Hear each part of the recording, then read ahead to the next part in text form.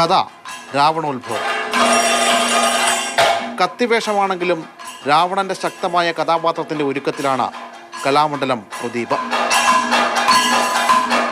പ്രതിനായകനെ നായകസ്ഥാനത്ത് പ്രതിഷ്ഠിച്ച് കല്ലേക്കുളങ്ങര രാഘവ പിഷാരടി രചിച്ച ഈ ആട്ടക്കഥ അപൂർവമായേ അരങ്ങിൽ എത്താറുള്ളൂ.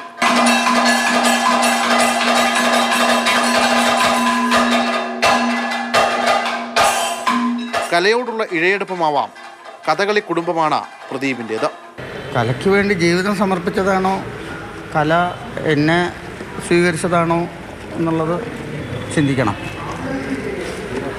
ഞാൻ സമർപ്പിച്ചു എന്ന് അവകാശപ്പെടാം, പക്ഷേ ഈ സമർപ്പണങ്ങൾ മൊത്തം സ്വീകരിച്ചോളണം എന്നില്ലല്ലോ. ഇന്നിപ്പോൾ എൻ്റെ രണ്ട് മക്കളും കൂടെ വേഷം കെട്ടിട്ടുണ്ട്. അന്ന് ഒരാൾ മാത്രമേ ഉണ്ടായിരുന്നുള്ളൂ, ഇന്ന് രണ്ടുപേരുണ്ട് എന്നുള്ളത് തന്നെയാണ് ഒരു പ്രത്യേകത. അച്ഛനൊപ്പം അരങ്ങ് പങ്കിടാനുള്ള ഒരുക്കത്തിലാണ് മക്കളായ പ്രണവും പ്രയാഗും. അപ്പോൾ അച്ഛൻ്റെ കൂടെ വേഷം കെട്ടി പറഞ്ഞ സന്തോഷം. ഇങ്ങനത്തെ ഒരു പരിപാടിക്ക് ഇവിടെ തന്നെ ആയിരുന്നു ഞാൻ അന്ന് പക്ഷേ ഞാൻ വേഷം കെട്ടിപ്പോൾ വിഭീഷണായിരുന്നു. ഇന്നത് കുംഭകർണനുണ്ട്. ഞങ്ങൾ മൂന്നാൾ ഒരുമിച്ചുണ്ട്. അച്ഛൻ്റെ കൂടെ വേഷം കെട്ടുന്നത് ഭയങ്കര സന്തോഷമുള്ള കാര്യമാണ്. കാരണം ഒരു കുടുംബം പോലെ. കുംഭകർണന്റെ കത്തിവേഷത്തിലാണ് പ്രണവ്. വിഭീഷണന്റെ പച്ചവേഷം അണിയുകയാണ് പ്രയാഗ്.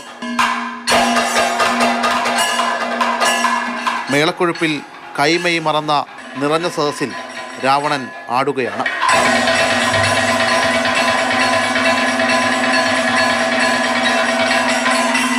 കഥമധ്യേ രാവണന്റെ അനുജരായ കുംഭകർണനും വിഭീഷണനും അരങ്ങിലേക്ക്. അച്ഛനൊപ്പം മക്കൾ അരങ്ങിലാടുന്ന ജീവിതകഥ എത്ര മനോഹരം.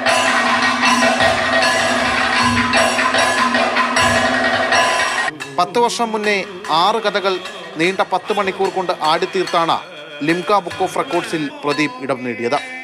വീണ്ടും ആ കളിത്തട്ടിലെത്തുമ്പോൾ ഇടവും മലവും ഇക്കുറി മക്കൾ കൂടെയുണ്ട്. 1985 മുതൽ കഥകളി രംഗത്ത് സജീവമായ പ്രദീപ് 2019 കലാമണ്ഡലത്തിലെ അധ്യാപകനായി. ശിഷ്യസമ്പത്തും അനവധിയാണ്. നിഖിൽ ജോസഫിനൊപ്പം ശ്യാമപ്രസാദ് ഉത്തമൻ, മാതൃഭൂമി ന്യൂസ്, കൊച്ചി. ശ്യാം പ്രസാദ് ഉത്തമൻ തത്സമയം നമുക്കൊപ്പം ചേരുകയാണ്. Shyam, good morning. ഇവിടെ അതായത് നമുക്കറിയാം, നമ്മളെ സംബന്ധിച്ചിടത്തോളം, കേരളത്തെ സംബന്ധിച്ചിടത്തോളം നമുക്ക് കല എന്നാൽ അത് കഥകളി തന്നെയാണ്, മറ്റൊന്നുമല്ല. പക്ഷേ ഇന്നത്തെ കാലത്ത് എത്ര പേര് ഈ കഥകളിയെ പിന്തുടരുന്നുണ്ട്, കഥകളി അഭ്യസിക്കുന്നുണ്ട് എന്നൊക്കെ നമ്മൾ കുറച്ചുകൂടി ചിന്തിക്കേണ്ടുന്ന കാര്യമാണ്. അവിടെയാണ് ഈ അച്ഛനും മക്കളും കഥകളിക്കൊപ്പം മുന്നോട്ട് ഇങ്ങനെ സഞ്ചരിക്കുന്നത്, അതിനായി ജീവിതം സമർപ്പിക്കുന്നത്. പറയൂ, ഈ അച്ഛൻ്റെയും മക്കളുടെയും കഥകളി കലാജീവിത കഥ. Akshaya, good morning. അതായത് നമ്മൾ ഈ കഥകളി എന്നൊക്കെ പറയുമ്പോൾ ആളുകൾക്ക് പൊതുവെ താല്പര്യമില്ല എന്ന് കരുതും. പക്ഷേ അങ്ങനെയല്ല. ഞാൻ ആ കളിക്കോട്ട പാലസിൽ ചെന്നപ്പോൾ നിറഞ്ഞു കവിഞ്ഞ ഒരു സദസ്സാണ് എനിക്ക് കാണാൻ കഴിഞ്ഞത്. കാരണം തൃപ്പൂണിത്തുറയിലെ ആ കളിക്കോട്ട പാലസിൽ അത്രയേറെ ആ ഒരു സദസ്സ് ഉണ്ടാകണമെങ്കിൽ ഇന്ന് കഥകളിയെ സ്നേഹിക്കുന്ന അനവധിയായിട്ടുള്ള ആളുകളുണ്ട് എന്ന് വേണം പറയാൻ. നിരവധിയായിട്ടുള്ള ശിഷ്യ സമ്പത്ത് ഈ പ്രദീപിനുണ്ട്. മണ്ണാർക്കാട് സ്വദേശിയാണ് കലാമണ്ഡലം പ്രദീപ്.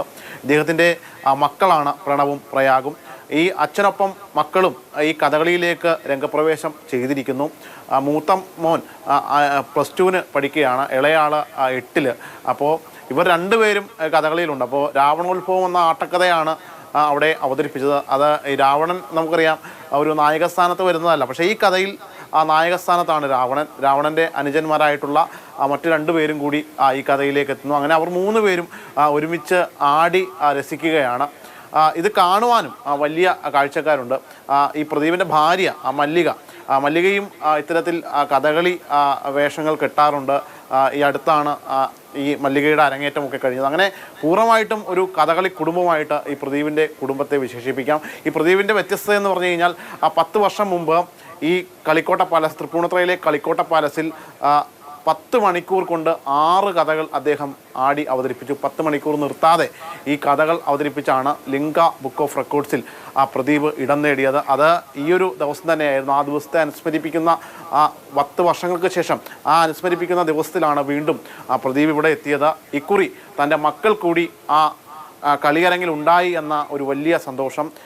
ഈ കലാമണ്ഡലത്തിലാണ് അദ്ദേഹം പഠിപ്പിക്കുന്നത്. അധ്യാപകനാണ്. കലാമണ്ഡലം ചെറുതുരുത്തി. ചെറുതുരുത്തിയിലെ അധ്യാപകൻ എല്ലായിടങ്ങളിലും നിരവധിയായിട്ടുള്ള ഒരുപാട് ഇടങ്ങളിൽ അദ്ദേഹത്തിന് കഥകളി അവതരിപ്പിക്കാൻ അവസരങ്ങൾ കിട്ടാറുണ്ട്. അതോടൊപ്പം തന്നെ വലിയ ഒരു നിറഞ്ഞ ഒരു സദസ്സിലേക്ക് ഈ കഥകളി മാറുന്നു. ഈ കഥകളിയെക്കുറിച്ച് കൂടുതൽ അറിയാൻ ഒരുപാട് ആളുകൾ വരുന്നു. അവിടെ നമുക്ക് കാണാൻ കഴിഞ്ഞ ഒത്തിരി യുവാക്കളും മറ്റ് സ്ത്രീകളായിട്ടുള്ള ആളുകളും ഒക്കെ ഈ കഥകളിയെ കുറിച്ച് അറിയാനും മറ്റുമൊക്കെ വരുന്നു. അങ്ങനെ ശ്യാം പറഞ്ഞതുപോലെ തന്നെ അദ്ദേഹം നിറഞ്ഞാടുമ്പോൾ ഒപ്പം മക്കൾ കൂടി ആട്ടത്തിൽ ചേരുമ്പോഴാണ് അതിന്റെ ഭംഗി ഉണ്ടാകുന്നതിൽ വലിയൊരു ഒരുപക്ഷെ ഒരു ഗുരുവിനെ സംബന്ധിച്ചിടത്തോളം ഒരുപാട് ശിഷ്യഗണങ്ങൾ ഉണ്ടാകാം. പക്ഷേ മക്കളും തൻ്റെ വഴിയെ തൻ്റെ പാത പിന്തുടർന്ന് തൻ്റെ ശിഷ്യന്മാരായി മാറുന്നു. അങ്ങനെ ഒരുമിച്ച് ആടാനാകുന്നു. അതൊക്കെ ഒരു വലിയ അനുഭവമാണ്. അതാണ് അതിൽ ഏറ്റവും മനോഹാരിത എന്ന് എനിക്ക് തോന്നുകയും ചെയ്തു.